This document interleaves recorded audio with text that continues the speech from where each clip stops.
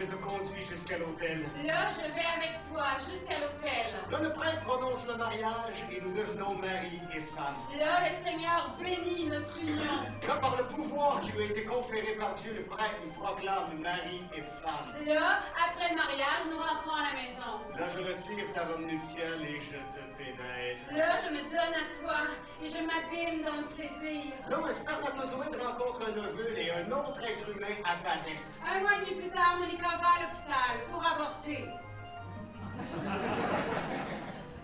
Charlie sait rien de tout ça, et ça fait quelque temps qu'il vit avec l'idée qu'il va bientôt devenir père. Là, Monica s'allonge sur la table d'examen gynécologique et écarte les jambes. Là, Charlie marche dans la rue.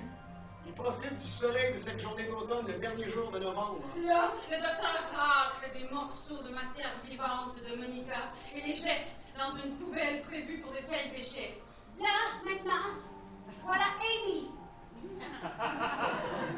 Là, Charlie croise son ex, Amy. Et ils vont chez elle pour se dire à quel point ils se sentent mal dans ce colis de monde en plastique où personne ne sent jamais rien. On dirait que la planète est vraiment scrap, hein? Là, Monica rentre chez elle, épuisée, elle s'appelle sur son lit, elle sanglote parce qu'elle sent qu'elle a fait quelque chose d'affreux, comme si elle avait tué quelqu'un. Parce que ces petits morceaux de tissu organique que le docteur a jetés dans la poubelle étaient une forme de vie.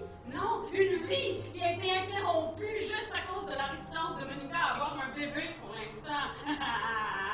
Là, Monica est couchée dans son lit, elle pleure. Là, Charlie enlève la petite culotte d'Amy et il se couche sur elle. Là, Charlie pénètre lentement Amy et Amy ferme les yeux. Elle murmure doucement « Mon but est de me retrouver au paradis, Charlie. » Je suis pas Dieu, Amy. Je suis simplement Charlie. Murmure Charlie. Salut, Charlie. Bienvenue à l'intérieur de mon monde intérieur. Là, Amy pense que Charlie et elle auraient dû être ensemble. Et tout est à l'envers dans cette maudite vie en plastique de merde. Là, Monica pleure dans son lit. Elle voudrait demander l'aide de Dieu, mais c'est dans des moments pareils que plus que jamais, Monica comprend clairement qu'il n'y a pas de Dieu. Quand Charlie revient à la maison, Monica dort déjà. Charlie lit le mot que Monica a laissé sur la table de la cuisine. Charlie, j'ai tué notre bébé. Ne me touche pas. Charlie va dans la chambre où Monica est en train de dormir. Il s'assoit sur le lit, il regarde Monica dormir et il pleure. À quoi ça sert la vie, tabarnak? Pense Charlie. Je fais juste des erreurs, j'apprends jamais rien. Donc à quoi ça sert les leçons de la vie, tabarnak? À quoi ça sert les leçons de la vie, Charlie? Là, Amy est couchée sur son lit dans le noir complet. Elle sent que le monde autour d'elle est fait d'une matière cheap. Où est le sens de cette vie de mauvaise qualité, pense Amy. Elle fait des boules avec le sperme de Charlie séché sur son ventre. Bon, il est peut-être pas encore temps de répondre. Peut-être qu'il faut simplement faire une pause et attendre un peu. Là, il faut seulement attendre un peu, pense Charlie. Il va à la cuisine, prend une bouteille de vodka absolue dans le frigo et se saoule la gueule. Là, il faut seulement faire une pause et attendre un peu.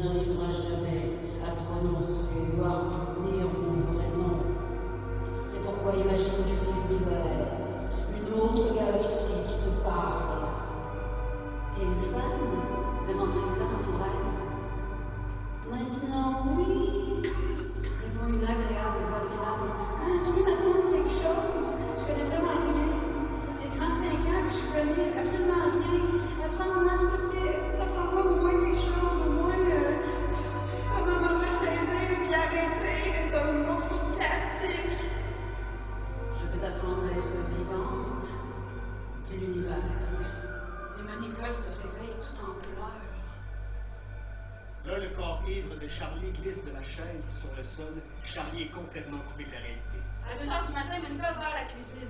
Là, par terre, Charlie dort, recroquevillé comme un fœtus.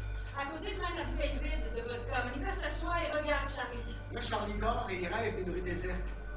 Il n'y a personne dans cette rue. Et puis un chien surgit dans la rue. Et puis une sorte de serpent surgit dans la rue. Et c'est là que commence le cauchemar sanglant vraiment saisissant.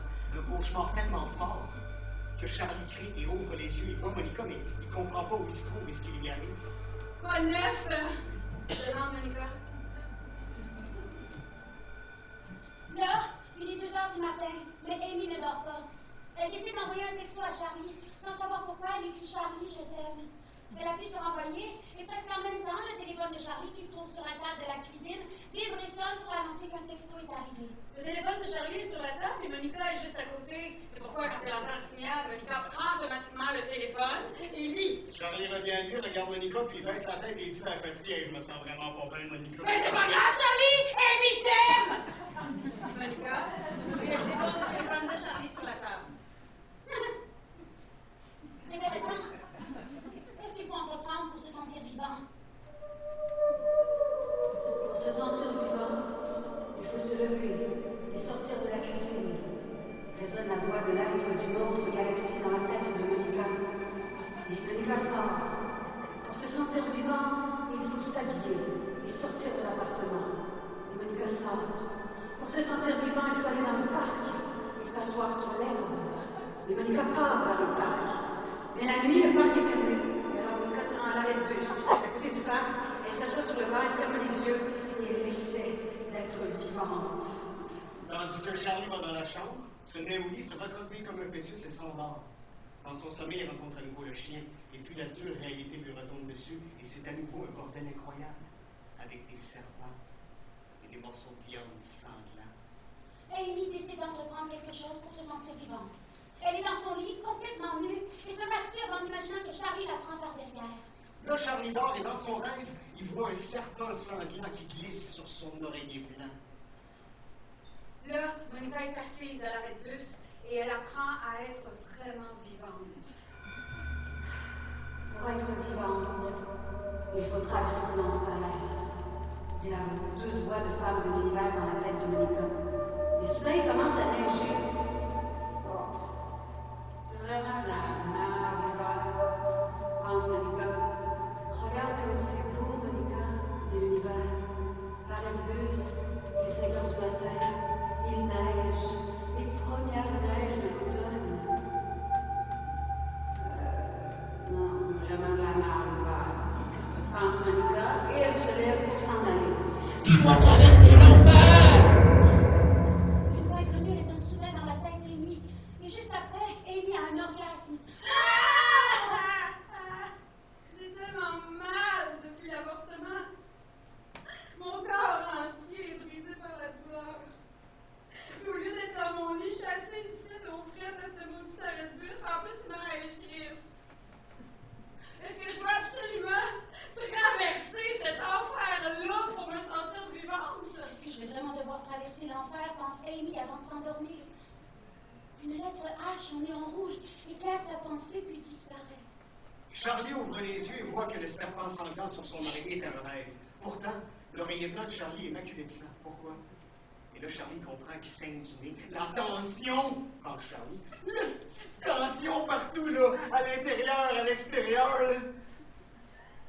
Là, Monica rentre chez elle. Elle enlève ses bottes, son manteau, mais elle n'a plus la force d'enlever sa robe.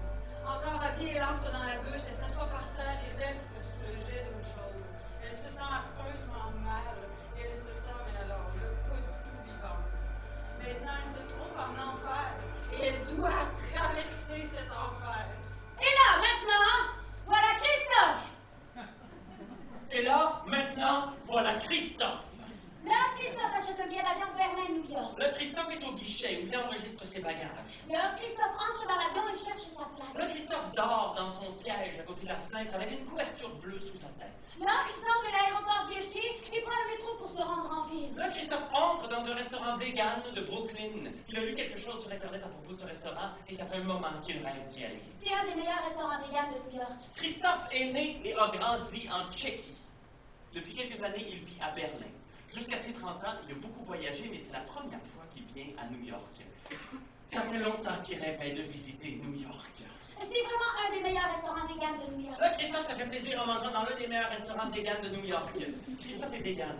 Il ne mange ni viande, ni poisson, ni produits laitiers. Lorsqu'il arrive dans une nouvelle ville, Christophe cherche toujours le meilleur restaurant vegan pour le comparer avec les précédents. Mais maintenant, Christophe se trouve dans un restaurant qui est 1000 fois mieux que tous les précédents. Apparemment, c'est le meilleur restaurant vegan qu'il ait jamais visité. C'est le meilleur restaurant vegan, Christophe, tu as bien spécifié. Là, Amy entre dans le restaurant vegan pour prendre un jus de betterave et un morceau de strudel, sans levure, sans sucre, avec une boule de crème glacée ou là-dessus. Et voilà qu'elle aperçoit Christophe. C'est comme ça qu'ils se rencontrent. Ils se repèrent l'un l'autre, tout simplement. Et ils sentent immédiatement une attirance réciproque. Salut, dit Amy, comme s'ils se connaissaient depuis longtemps. Salut, répond Christophe, un peu étonné par la rapidité de ce contact. Quoi de neuf, demande Amy, et sans attendre l'invitation, elle s'assit à sa table. Enchanté, Christophe, dit Christophe en souriant. Je m'appelle Amy, et j'ai l'impression que je vais venir dans ce restaurant pour te rencontrer, ok? Si je te comprends bien, t'as l'impression qu'on devait tous les deux venir dans ce restaurant pour se rencontrer, ok? Je pense que c'est ça. Je viens de Tchéquie, de Prague. C'est la première fois que je viens à New York. J'avais évidemment entendu dire que tout le monde est particulier ici, comme toi, parce que c'est New York et tout ça. Tu vois, j'étais quand même bien préparé, mais quand même, en entendant parler, c'est une chose, mais il est vraiment confronté, c'est quand même impressionnant. C'est vraiment comme ça ici, comme on le raconte dans les films et sur les forums, les meilleurs restaurants véganes et les gens les plus sautés de la planète. Vive de New York, Christophe! Je pense que c'est au bon moment. La fin de l'automne, c'est la meilleure période pour découvrir New York. Là, Amy et Christophe sont dans le restaurant et bavardent comme deux vieux amis. Ça fait longtemps que t'es végane, Amy? T'es malade, je suis pas végane, moi, c'est juste que j'aime ça manger ici. Ah, je vois. Moi, ça fait 3 ans que je suis végane. Pas de nourriture d'origine animale. Pourquoi tu fais ça? J'ai commencé après que mon père soit mort d'un cancer. Il a été malade pendant longtemps, puis il était suivi par les meilleurs médecins. Et un de ces médecins disait toujours que ce sont les protéines et les graisses animales en général qui causent le cancer. C'est un très bon médecin, un vrai scientifique, un professeur et tout ça. Et là, juste avant de mourir, mon père m'a appelé et il m'a dit d'un air très sérieux, Christophe, le docteur m'a dit que je suis en train de mourir parce que j'ai mangé trop de protéines animales. Et la dernière chose que je voudrais te dire, mon fils, c'est que mange tout ce que tu veux parce que ce qui cause la mort, c'est moi ça pas en tout. Christophe éclate de rire. Amy le regarde et commence à rire à son tour. Tous les deux rient en chant. Là, Charlie va dans la salle de bain. Dans la douche, Monica est couchée par terre, l'eau coule sur elle. Charlie touche Monica, mais elle ne réagit pas. Alors Charlie prend Monica dans ses bras et la porte jusqu'à la chambre.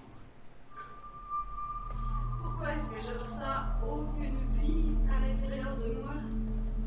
Parce que tu as perdu le contact, répond la douce voix de femme de l'univers. Il y a de la vie à l'intérieur de toi, sinon tu ne serais pas en vie. Mais tu ne ressens pas le contact avec cette vie, tu ne ressens pas le contact avec la source de toute chose.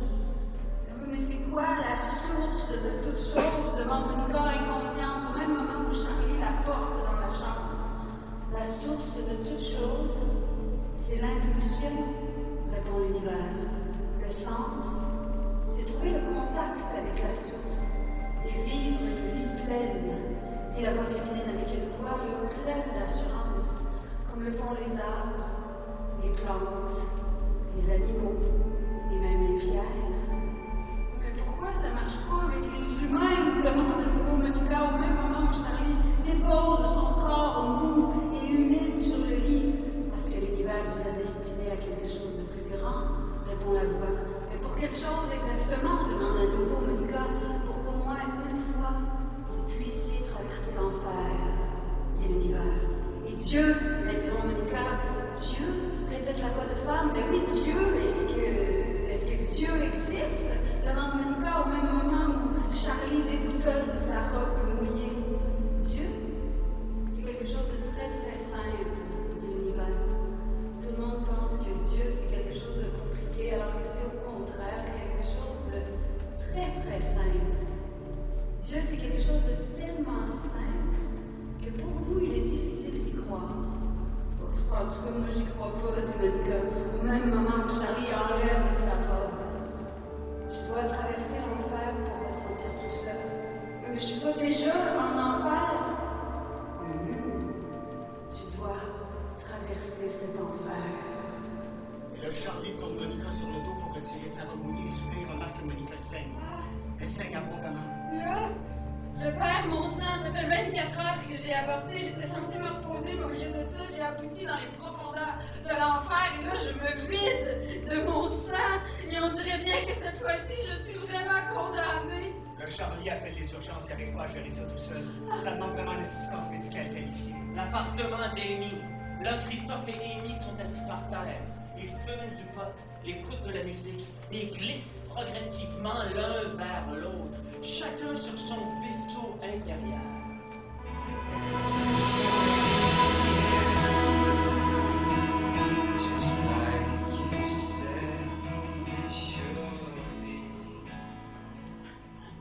Damien Rice. Ça fait longtemps que j'ai pas écouté cette musique-là. Depuis mon arrivée à New York à présent. Mais j'ai tout d'un coup décidé de l'écouter à nouveau. Oh mon Dieu, Damien Rice! Ça n'a pas du tout vieilli, il est tellement sensuel, c'est fou. Il pénètre vraiment ton âme. Et le vaisseau intérieur d'Amy s'amarre au vaisseau intérieur de Christophe. Jusqu'à aujourd'hui, je trouvais ça insupportable, ce genre de musique-là, mais maintenant, j'ai l'impression qu'il y a quelque chose là-dedans. Damien Rice. C'est comme un morceau de sucre qui fond sur ta langue. Ça écœure, mais quand tu l'avales, t'en veux encore plus. Et le vaisseau intérieur de Christophe jette ses cordes de chambre sur le pont du vaisseau intérieur d'Amy. Et leurs vaisseaux se serrent l'un contre l'autre. Christophe et Amy se retrouvent au lit. Le même lit où 12 heures auparavant elle était avec Charlie, et où 8 heures auparavant elle se masturbait en imaginant Charlie la prendre par derrière. Et là, elle recommence à partir de là. Avec sa main droite, elle prend le sexe de Christophe et le met entre ses fesses. Christophe ne s'étonne plus de rien. On était là regardez.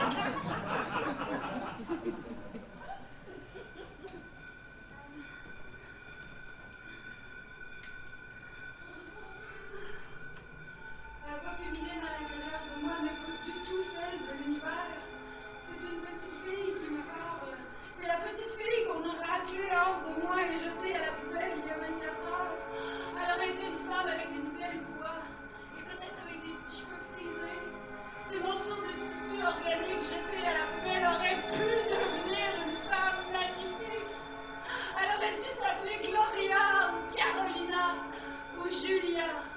Mais maintenant, une rivière de sang coule entre mes jambes. C'est Julia qui pleure. Ce sont ses larmes. C'est le ruisseau de larmes de Gloria qui n'est jamais né et qui coule entre mes jambes comme une rivière de sang. Là, Charlie mentionne l'avortement au médecin qui vient d'arriver. Je savais pas qu'elle allait faire ça, dit Charlie. Je l'aurais jamais laissé faire.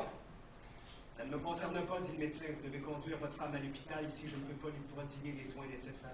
Oui, le sang, vous pouvez l'arrêter, demande Charlie. C'est les droits du sang! Ce sont les larmes de ta fille qui devait naître, Charlie! Pense, Monica. Et à la seconde suivante, ses pensées se transforment en un motif coloré. Là, avec le médecin, on conduit Monica à l'hôpital. Monica est arrivée de Pologne à New York il y a 8 ans. Elle est née à Wrocław, une très belle ville historique. Monica veut se sentir vivante. Mais il semble qu'elle est sérieusement coincée dans cet enfer gluant qui ressemble à un interminable rêve. Là, Christophe jouit en même temps qu'Amy et il n'est pas peu fier. Là, Amy jouit en même temps que Christophe. Mais avec Charlie, elle jouissait aussi en même temps. C'est qu'en fait, elle est capable de jouer quand elle veut. Mais pour elle, Christophe, c'est quand même mieux que Charlie. Parce que Charlie est né et a grandi à New York. Et il sait tout sur ce monde en plastique de marde. Alors que Christophe, comme Amy d'ailleurs, vient d'un autre monde. Et tout lui paraît encore comme une aventure féerique. Mais peut-être que s'il se met à prendre les bonnes drogues légères et qu'il se trouve un bon travail, peut-être qu'il ne se rendra jamais compte que ce monde est en fait un sac de plastique jeté par Dieu à la poubelle. Là, on conduit Monica dans les 3 couloirs de l'hôpital pendant que Charlie est allé signer les papiers. Il se sent si mal qu'il lui serait impossible de parler de ça à quelqu'un. D'ailleurs, il n'y a personne à qui parler de ça. Charlie est né et a grandi à New York. Il a bien sûr des amis avec qui il peut jaser et prendre un verre, mais quelqu'un avec qui il peut discuter de la vraie vie. Non. Des amis comme ça, il n'y en a pas. Ça fait longtemps que Charlie n'a plus de véritable relation avec ses parents et avec Monica, il n'a pas encore réussi à établir un contact suffisant. Parce que Monica se trouve toujours quelque part très très loin. Ouais, Monica se trouve toujours et encore très très loin et Charlie est seulement un gars normal. Un gars normal qui a franchement aucune, mais alors là, aucune perspective spirituelle. Tu sais, Christophe, si tu sais pas vivre, tu peux rester quelque temps chez moi. Et si tu veux pas dormir avec moi dans le même lit chaque nuit, on peut t'acheter un matelas et te mettre par terre.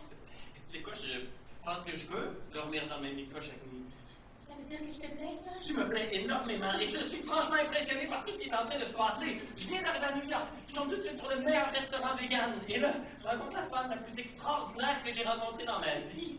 Je vois que t'es gourmand, non? Oh oui, je suis très gourmand. T'aimes les desserts, alors? J'adore les desserts. D'accord. Je vais t'offrir un produit de notre marque déposée. La petite New-Yorkaise. T'es prêt? On dirait bien que je t'ai trouvé, Amy, dit Christophe en souriant. Et Amy avale le sexe de Christophe aussi profondément qu'il est possible. Aussi profondément qu'il est possible. Aussi profondément qu'il est possible. Là, Charlie revient de l'hôpital. Il traverse le parc, s'arrête, s'assoit sur un banc. C'est bien qu'il a pensé à mettre un chapeau et un manteau parce que il neige.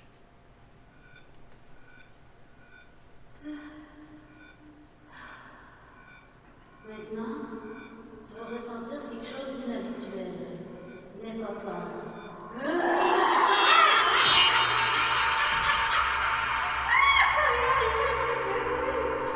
C'est l'impulsion. C'est l'impulsion. Si l'impulsion n'est pas peur, c'est tout à fait naturel. C'est ainsi que l'univers a commencé.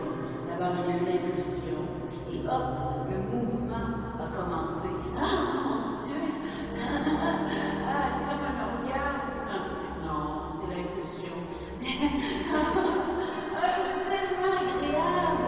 C'est la cause qui fait que tout est en mouvement. C'est pourquoi tu existes. C'est pourquoi il y a de la vie. C'est pourquoi il y a de l'orgasme. C'est pourquoi tu vis. C'est l'impulsion. Ah, mon Dieu, c'est tellement surprenant.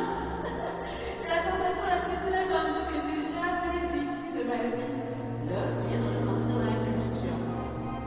Chacun de tes mouvements, toutes tes pensées et tes actions proviennent de cette impulsion. Il me semble que l'événement le plus important de ma vie vient de se produire. L'impulsion, c'est l'événement le plus important de l'univers. Ah mon Dieu, c'est tellement surprenant, c'est tellement inattendu.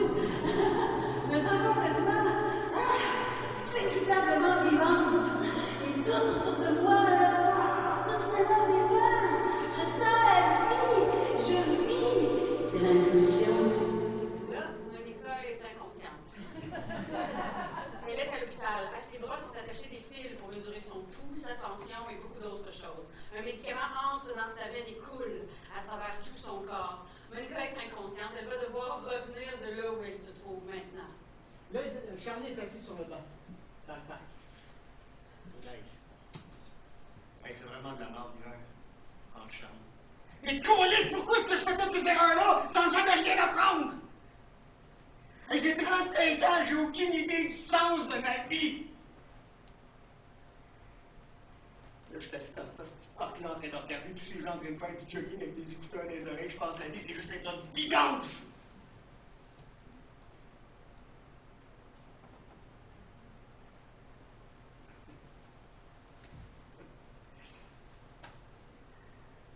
Il neige.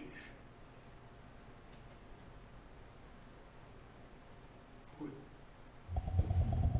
Parce que ça tombe des nuages. Quoi? Il neige parce que ça tombe des nuages. La neige vient des nuages, tu ne savais pas? Ben, je pense bien que oui. Il neige parce qu'en ce moment, les nuages sont en train de se déverser sur toi, tu me suis? Non. Et qu'est-ce que tu ne comprends pas? Ce que je comprends pas, c'est qui c'est qui est en train de me parler? C'est l'univers qui me parle! Je comprends pas aussi. C'est qui? Je suis un être d'une autre galaxie. Je suis apparu à l'intérieur de toi pour t'aider à être vivant. Hey, après que je parle ici. Je sais que tout ça, c'est une hallucination de merde. Mais je te jure, je vais réussir à sortir de ce calvaire-là. Je suis ici pour t'aider. Mange la merde! Pourtant, je parlais avec quelqu'un à l'intérieur de moi, là. Il est pas question de devenir fou, là.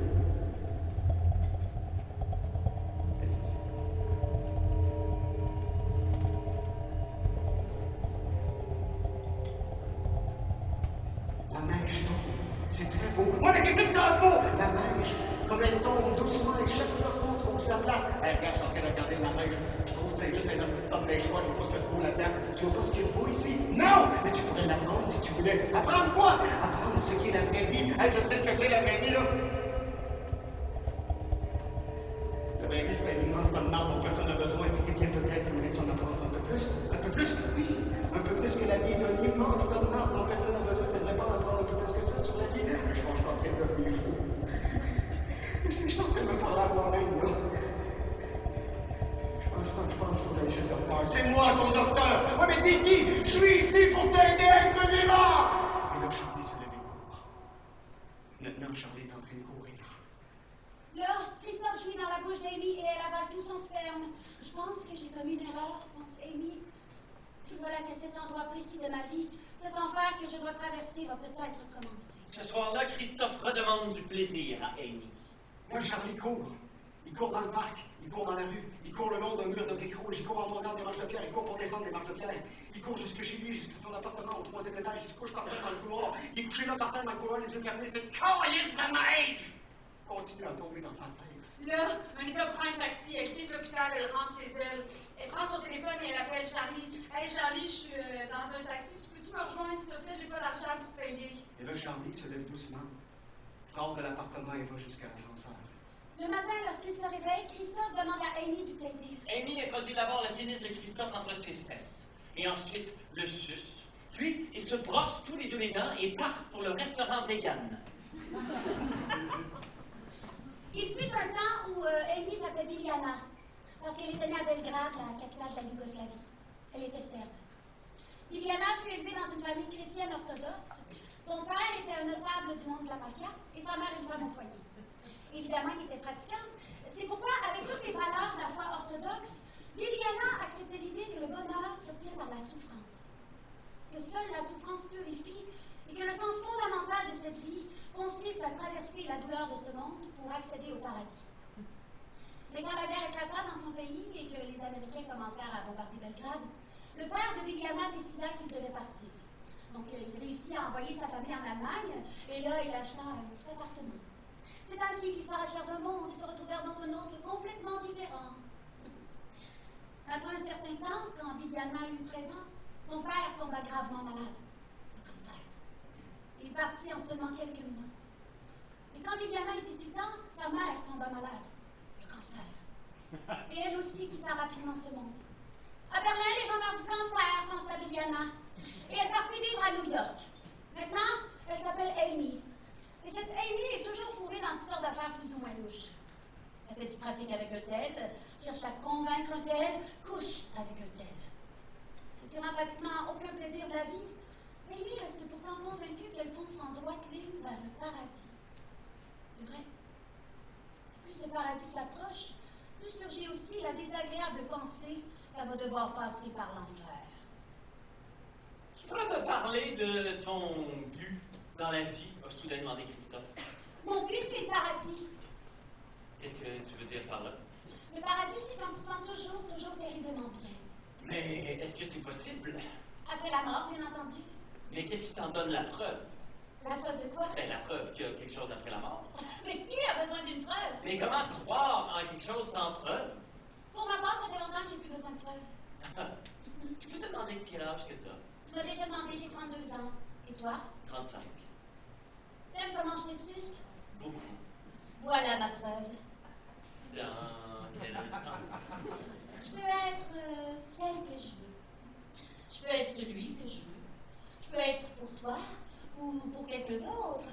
Je peux être méchante, je peux être gentille, je peux être heureuse ou pas. Je peux me mettre en colère, je peux être joyeuse. J'ai des milliers de noms. En fait, je sais pas qui je suis. Je prends pas possession, j'ai aucun point de vue sur le monde. Je peux tout faire. Je peux dormir avec tout le monde. Je peux sucer tout le monde. Je peux jouir quand je vais. Baby! Je peux manger tout ce que je veux. Je peux être végétarienne, je peux manger du porc, je des chrétiens orthodoxes, mais je peux être athée ou partager les idées de l'islam fondamentaliste. Je n'ai pas de position, pas de religion, pas de préférence, pas d'axe. Je n'ai aucun intérêt. Je n'ai pas de but dans la vie. Sauf un. Je sais tout simplement qu'un jour, j'en finirai avec tout ça. En toute conscience. Je mettrai fin à cette vie-là. Toute seule, par la seule force de ma volonté. Je mettrai fin à cette vie-là dans le sens m'a toujours échappé. Je le ferai moi-même.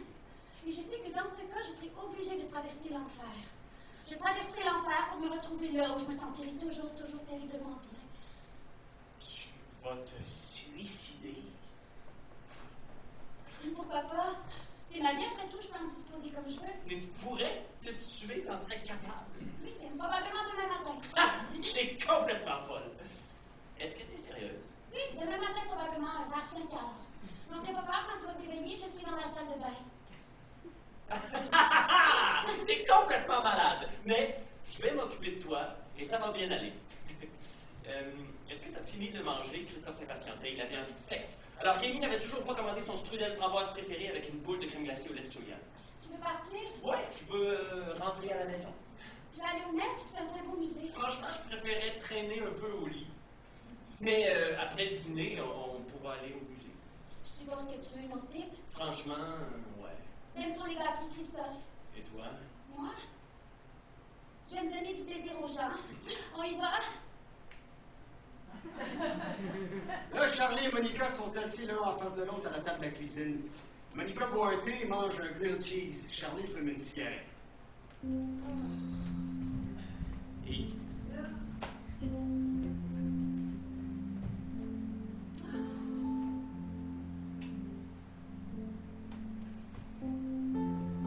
Pourquoi tu m'as pas dit que t'étais enceinte? T'as pas besoin d'un enfant, Charlie. Je vais pas t'impliquer dans le meurtre d'un être humain. Maintenant, t'es pas coupable, t'as pas d'enfant. Pourquoi tu penses que j'ai pas besoin d'enfant? Arrête, Charlie. J'ai jamais dit que je voulais pas d'enfant! Tu peux pas dire non plus que t'en voulais un. Oh, mais t'aurais pu m'en parler, on aurait pu décider ensemble quoi faire! Arrête, Charlie, je suis épuisée. Sais-tu ce que c'est l'amour, Monica? C'est quoi l'impulsion, Charlie? Vivre avec toi, je suis désolé. Je pars demain, Charlie. Où? À Berlin. Où ça? J'espère que ça te dérange pas que je prenne l'argent de mes parents sur notre compte de banque. À Berlin. Pourquoi, tabarnak? Parce que on dit que Berlin, c'est comme New York, mais à beaucoup moins cher. OK. Je comprends, t'as besoin d'aide, va essayer que moi, j'aimerais ça qu'on divorce officiellement, fait que t'as pas trop l'amour. Tu pourrais te marier. Hey, ça te regarde pas! Mais t'es un déchet, Charlie. Ouais, toi, t'es juste un salope! Charlie se lève et quitte la pièce. Monica pose sa tête sur la table de la cuisine et pleure. Charlie va dans la chambre. Il s'effondre dans le lit, la tête dans l'oreiller. Il voudrait quitter cette maison, mais il y a nulle part où aller, dehors, il neige et... Il n'y a pas d'amis. Il n'y a pas d'espoir. Il n'y a pas d'espoir de traverser tout ça. J'y arriverai jamais. J'arriverai jamais à traverser cet enfer-là. Là, Monica réalise, et ça pour la première fois de sa vie, qu'elle éprouve un réel désir de prendre de la drogue. Monica se lève. Elle a dans son sac un portefeuille avec 15 000 une carte bancaire avec 15 000 un cadeau de ses riches parents en Pologne. Là, Monica marche dans la rue. Elle peut se permettre pas mal de choses. Charlie est allongé, son visage posé sur son lit, et soudain il bondit. Il semble que pour la première fois de sa vie, il est un plan.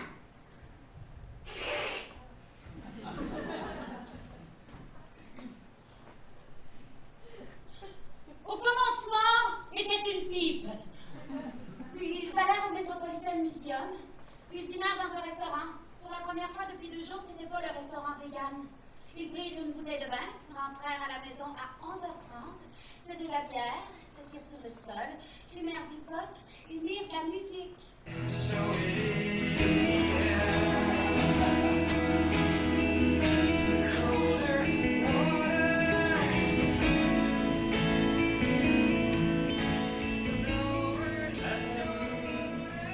Penses-tu que peut-être qu'on a suffisamment écouté Damien Rice? Demanda Christophe. Aujourd'hui, c'est la dernière fois, répondit Amy. Et elle alluma le joint. Là, Charlie est en train de fouiller dans l'armoire où Monica range ses affaires et il trouve le double de sa carte bancaire. Monica a 2 cartes, au cas où il en perdrait une, ce qui est déjà arrivé à plusieurs reprises. Charlie prend la carte et sort de la maison. Là, Monica est en train de téléphoner à son ami polonais, Wojtek. Il travaille à New York depuis plusieurs années comme barman. Et il sait où trouver toutes sortes de choses, même des substances hautement prohibées. Là, Amy avale le pénis de Christophe. Aussi profondément qu'il est possible. Là, Charlie s'approche d'un distributeur de biens, il insère sa carte et commence à retirer l'argent de Monica. Autant d'argent que le temps et le compte en banque lui permettent. Là, Monica reçoit beaucoup de textos l'informant que de l'argent est retiré de son compte. D'abord 2000 puis 3000 dollars.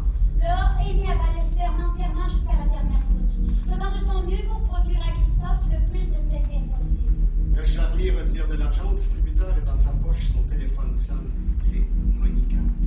Mais Charlie ne répond pas. Là, Monica appelle Charlie, mais il ne répond pas. Alors elle court jusqu'au distributeur le plus proche. Elle insère sa carte et la machine lui indique que la limite de retrait autorisé a été dépassée. Je fais quoi? Là, Charlie va à l'aéroport. Sur son iPhone, il cherche les prochains vols pour Berlin. Là, Monica appelle sa banque et bloque sa carte. Sa carte a été bloquée, mais Monica a seulement 300 dollars en liquide. Je ne peux pas aller à Berlin avec 300 dollars, mais ça suffit pour faire un autre voyage, beaucoup plus intéressant. Et Monica prend rendez-vous avec son ami polonais, Wojtek. Là, Charlie va à l'aéroport JFK. Il achète un billet d'avion pour Berlin. Il comprend pas vraiment ce qu'il est en train de faire, mais il y a une chose qui est claire. Il doit aller à Berlin. Là, Monica dépose la seringue à côté d'elle. C'est belle. Tout c'est autant de plaisir chaud qu'il est possible. Là, Charlie est dans un café du terminal, en train de boire une bière. Là, Amy s'est enfermée dans la salle de bain. Elle fouille dans la petite étagère du haut. Elle prend une bouteille en plastique pleine de pilules d'une certaine sorte. Elle secoue les pilules dans la paume de sa main. Des pilules, il y en a plein. Tout un tas de pilules de couleur vert clair. Là, Monica tombe dans du sirop collant et chaud. Ses mains, ses jambes et tout son corps perdent rapidement du poids. Là, Amy sort de la salle de bain et va à la cuisine. Elle prend son téléphone, écrit un texto, mais ne l'envoie pas immédiatement. Elle programme le moment précis auquel le message doit être envoyé. Ce texto sera automatiquement envoyé dans 2 heures. Oh mon Dieu! S'il te plaît, stop! Là, Amy et Christophe sont au lit. Christophe guide son pénis vers l'anus d'Amy. Amy ferme les yeux. Salut, dit Amy d'une voix étrange. Salut, répond Christophe qui ne comprend rien. En pensant qu'apparemment à New York, il est de coutume de dire salut lorsque quelqu'un met sa bite dans ton cul. Salut! Amy sourit et ferme les yeux. Elle les ferme malgré toujours. Est-ce que je vais finalement être capable de me sortir de ce sirop chaud? Pense Monica. Et à ce moment-là, elle disparaît doucement et atteint le point de non-retour dans cet insondable sirop chaud et collant d'héroïne. Là, Charlie monte à bord de l'avion et prend sa place près du hublot. Avant d'éteindre son téléphone, il lit le nouveau message qu'il vient de recevoir. C'est d'Amy. Et il n'y a qu'un seul mot. Salut. Là, Christophe sourit. Il ouvre les yeux et regarde Amy, essayant de comprendre ce qu'elle ressent. Amy, je pense que je t'aime, dit Christophe, ne sachant pas à ce moment que son pénis est actuellement dans le rectum d'une femme qui vient de mourir.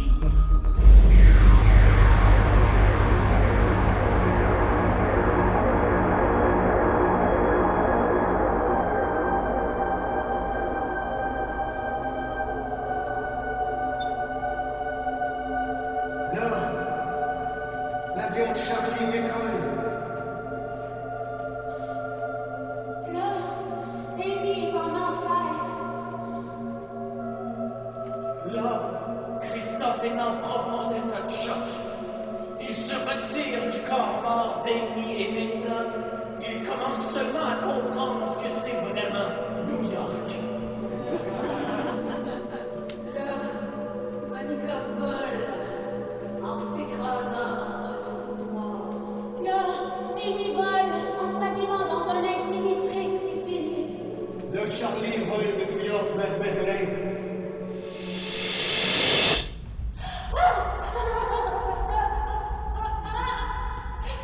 Tu dois se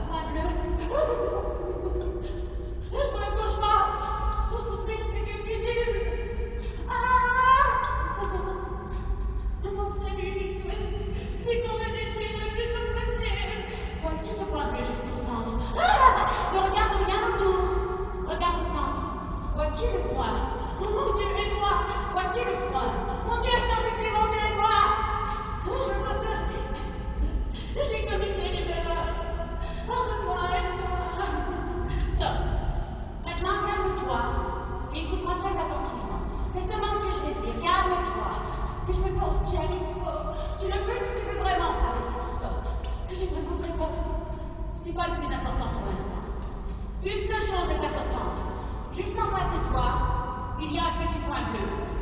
Le vois-tu? Oui. Maintenant, regarde-le et rien d'autre.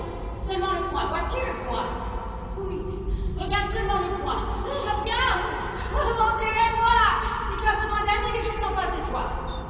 Ce petit point bleu est la seule chose qui puisse t'aider dans cette situation. Tu comprends? Oui. Est-ce que je peux m'adresser à Dieu? Ce petit point bleu juste là devant toi, dans cette situation, c'est Dieu lui-même. Tu comprends? Oui, mais ce que c'est ton centre. Tu ne sais pas que c'était Dieu? C'est une seule et même chose. Maintenant, tu n'as pas le temps de philosopher. La seule chose qui puisse t'aider, c'est le point bleu en face de toi. Regarde-le fixement, c'est ton centre.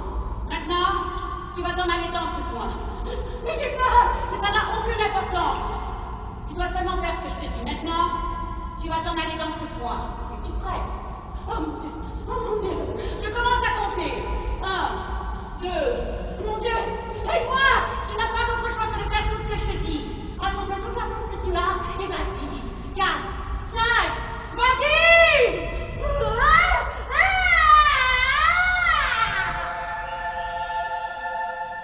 Là, Christophe appelle la police et déclare la mort d'Amy. Là, Charlie est dans un avion étoile de New York vers Berlin. Charlie a 35 ans. C'est la première fois qu'il quitte le continent américain. Qu'est-ce que c'est? C'est le mouvement. Ah oui, le mouvement. Oui, tu es connecté à l'impulsion et à travers cette connexion, tu sens le mouvement. Et là, grâce à l'impulsion, le mouvement commence. Le mouvement naît car il est indissolublement lié à l'impulsion. Tout bouge parce que tout ressent l'impulsion. Voyons, j'avais rien su de tout ça alors que je vivais pourtant. Non, jusqu'à maintenant, tu n'as jamais vraiment vécu. Alors, c'était quoi tout ça, ces 35 ans?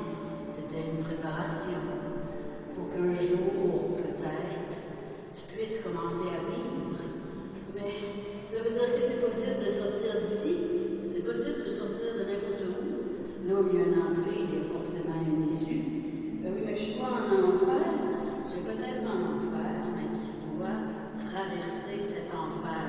Mais j'ai jamais voulu, moi, traverser l'enfer. L'envie ne dépend pas de tes pensées. Ce sont les pensées qui dépendent de l'envie. C'est pas la pensée qui engendre l'envie. Non, c'est le contraire. L'envie engendre la pensée. Tu as toujours désiré traverser l'enfer. Et voilà que tu es en train de le traverser. Je pense pas que je vais y arriver. Ben oui, tu vas y arriver. Là, tu traînes par terre. Ton sang est imprégné d'héroïne. La conscience s'est écrasée dans du sirop collant et chaud. Mais toi-même, tu es ici. Tu es toi-même intact. Tu es venu à moi pour apprendre à être véritablement vivante. Tu es venu à moi pour que je puisse t'apprendre. Et maintenant, je suis ton professeur.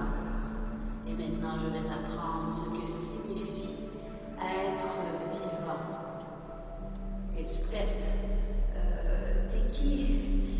Je suis juste une partie de l'univers, tout comme tu es toi aussi, juste une partie de l'univers. T'es pas la petite fille qu'on a raclée hors de moi et jetée à la poubelle? Non, je suis un être d'une autre galaxie. Et d'ailleurs, les petits morceaux de tissu organique dont tu t'es débarrassé en important seraient devenus un garçon. Quoi? Mais c'était destiné à devenir autre chose. Est-ce que j'ai pas commis un péché mortel? Bon, l'affaire, c'est que les péchés mortels, ça n'existe pas vraiment. Puisque la mort elle-même n'existe pas. Mais si j'ai tué un enfant pas encore né, est-ce que je ne dois pas souffrir terriblement? Mais tu vas déjà en train de souffrir. Oui, mais il me semble que je dois souffrir encore plus. Si c'est ce que tu souhaites, il en sera ainsi. Mais si tu veux arrêter de souffrir et te sentir connecté à l'impulsion, alors écoute-moi et fais seulement ce que je te dis. Oh, j'ai peur. Pour l'instant, ça n'a aucune espèce d'importance. Là, tu dois laisser derrière toi tous tes doutes et tes peurs. Tu dois rassembler toutes tes forces et faire seulement ce que je te dis. Est-ce que t'es prête?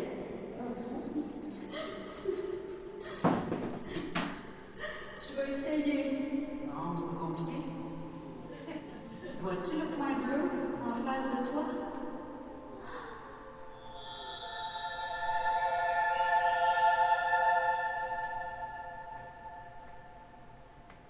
Là, Christophe est assis dans la cuisine d'Amy en train de faire sa déposition. En face de lui, il y a une policière. Et dans l'autre pièce où se trouve le corps d'Amy, il y a 2 autres policiers et 2 ambulanciers. À quel moment avez-vous compris qu'elle était morte?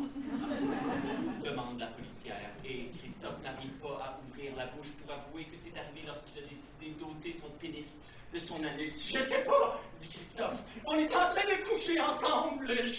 J'aime cette femme, je me sens très mal. Il faut que je boive quelque chose. Est-ce que je peux? Il y a du whisky dans l'armoire juste là. Et à ce moment-là, on entend la voix d'un des ambulanciers dans l'autre pièce. Cette femme est en vie. Quoi? Dit Christophe abasourdi, a la tête qui tourne. La policière se lève rapidement et quitte la cuisine. Christophe se précipite pour ouvrir l'armoire. Il pousse les verres, les bocaux pleins de biscuits et toutes sortes d'autres paquets. Christophe trouve la bouteille de whisky. Et les mains tremblantes, il l'ouvre et il boit. Et il boit. Et il boit. Il boit près de la moitié de la bouteille d'1,5 litre. Il boirait davantage, mais la policière réapparaît dans la cuisine et dit « Ta petite amie est encore en vie. Il va l'amener à l'hôpital. Veux-tu venir avec elle? S'il te plaît, arrête de te saouler la gueule. On pourrait avoir besoin de ton aide. » Là, Charlie est dans l'avion. Alors, comme d'habitude, il rêve du serpent ensanglanté. Le long serpent ensanglanté rentre directement dans la bouche de Charlie.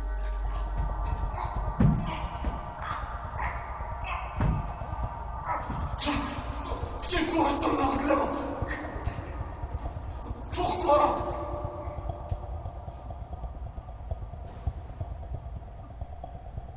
Parce que ton cerveau est un conteneur à poubelle. Charlie. Ton cerveau, c'est un conteneur à poubelle? Oui. Tu crois pas? Regarde bien. Regarde ton cerveau. Il est plein de déchets. Mais qu'est-ce que je dois faire? Il faut te nettoyer le cerveau. Charlie. Je peux pas le prendre et le nettoyer. Oh. Tu dois en avoir véritablement envie. Charlie. Alors seulement je pourrai t'aider. Toi? Oui. Mais Kitty, je te l'ai dit. Je suis un être d'une autre galaxie. Je suis ici pour t'aider. On peut faire un deal. Tu décides de nettoyer ton cerveau et moi. Je t'offre mon aide.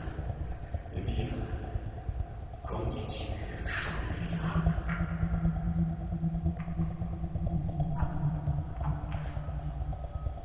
Il faut que je réfléchisse. Bon, réfléchis. Mais souviens-toi que ça fait 35 ans que tu réfléchis. De quoi t'en parles? Je veux te montrer. Excusez-moi. Ouais?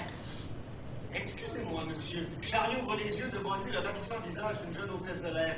Veuillez redresser votre siège et attacher votre ceinture. Nous allons bientôt atterrir. Le Christophe est assis dans le couloir de l'hôpital où Amy a été admise. Il est complètement sous. Car avant d'aller dans l'ambulance, il a versé le reste du contenu de la bouteille de whisky dans sa gorge. Et là, Christophe est assis sur une chaise en plastique, avec la tête penchée, et se balance légèrement en avant puis en arrière. Christophe se trouve quelque part à la frontière entre le rêve et la réalité. Parfois, il se déconnecte pendant quelques secondes, mais à chaque fois, une force l'oblige à ouvrir les yeux. En face de chaise en plastique se trouve un homme âgé, apparemment d'origine latino-américaine. L'homme a l'air très calme, comme s'il était tout simplement à sa place. « J'ai tellement faim !» crie soudainement Christophe. On entend soudain un sifflement. Christophe lève la tête et regarde l'homme. L'homme émet un étrange sifflement, comme un serpent. Puis, ce son se transforme en un sifflement léger, mais encore à moitié chuchoté.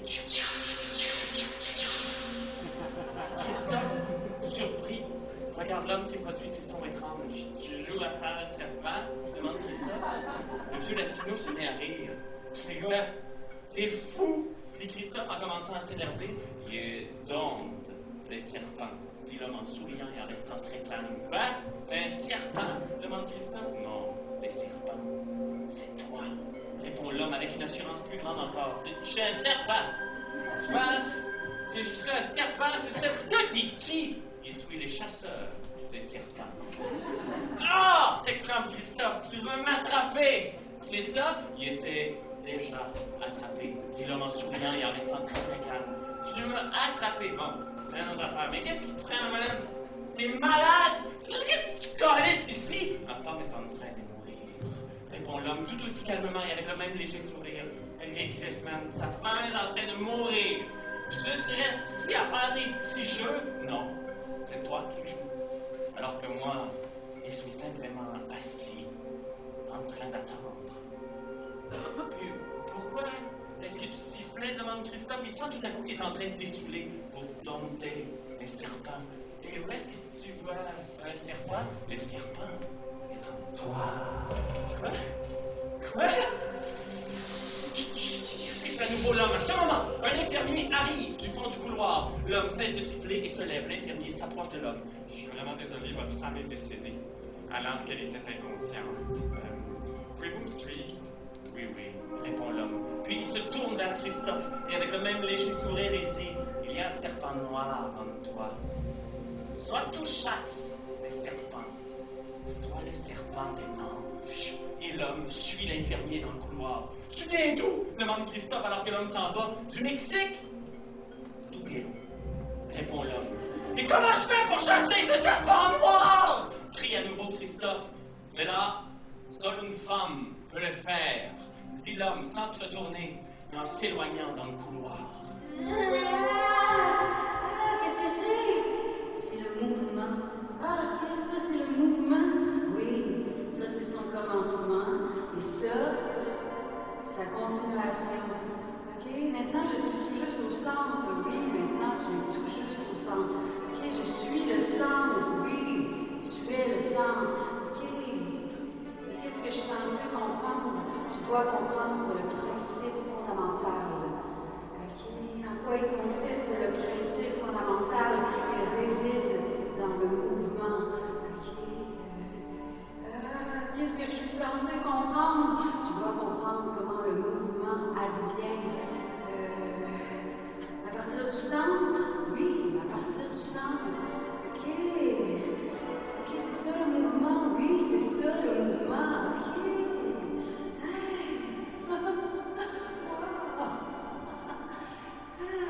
C'est tellement beau. Je pense que tu as réussi à traverser ton enfer.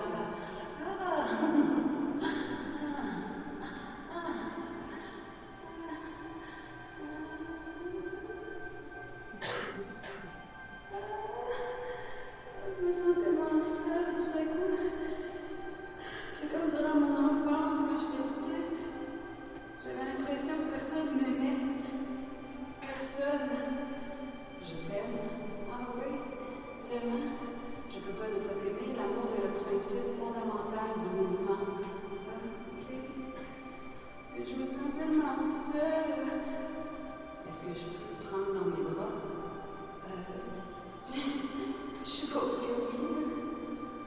Voilà.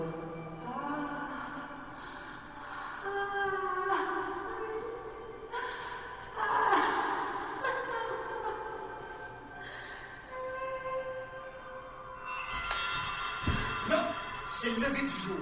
Charlie sort de l'aéroport de Berlin et prend un taxi. J'ai mon billet de retour dans 3 jours. En Charlie, j'ai 3 000 $.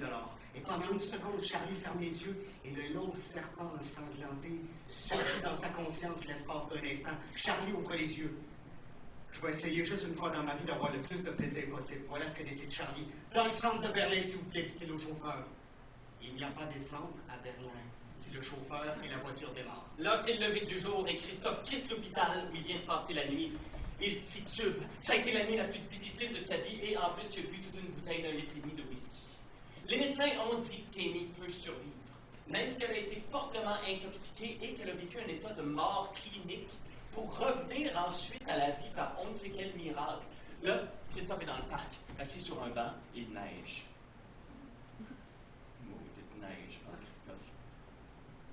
Peut-être qu'il y a quelque chose qui ne va pas chez moi. Et pour la première fois de sa vie, Christophe pense que peut-être quelque chose ne va pas chez lui. On dirait que je suis venu à New York au mauvais moment. Il fait déjà froid. J'aurais dû venir en été. Tout l'été, j'ai traîné à Berlin, je gagnais ma vie, j'étais tellement bien à Berlin, mais maudit, j'ai toujours rêvé de New York. Apparemment, je suis pas venu au bon moment. Ici, il faut venir au début du printemps, puis moi, je suis venu à la fin de l'automne. Je pense que c'est ça mon erreur. L'hiver, c'est mieux de vivre à Berlin. Puis comme c'est bientôt l'hiver, je vais probablement devoir retourner à Berlin et traîner là-bas jusqu'au printemps. C'est ça, non? Je pense que c'est ça. Et au début du printemps, à New York, aux alentours de mars. Ça me semble bien ça, non? Ça devrait le faire. Non, mais là, maintenant, il faut que j'aille à Berlin. Non, tout de suite, d'ici de ce parc, je vais à l'aéroport et je pars pour Berlin. Et pour Amy, je l'aime quand même. Non? Ben non. C'est pas vraiment de l'amour. C'est juste qu'elle suce très bien et que moi, j'aime le plaisir. Tu aimes le plaisir, Christophe. Oui? Et qui demande? Pour l'instant, ce n'est pas important de savoir qui demande. Pour l'instant, ce qui est important, c'est que tu n'as aucune idée de ce qu'est le véritable plaisir. Non, mais pour vrai, avec qui est-ce que je suis en train de parler dans ma tête? Maudit! Le véritable plaisir, Christophe, c'est quand tu es complètement, absolument complet. Et cela ne t'est encore jamais arrivé. À qui est-ce que je parle? Est-ce que tu crois que quelque part dans d'autres galaxies lointaines, il existe d'autres êtres vivants intelligents? Maudit. J'ai l'impression que je vais fou. Cette ville-là me rend dingo. Il faut que je rentre à Berlin immédiatement, pense Christophe. Et depuis le parc, il fonce vers l'aéroport.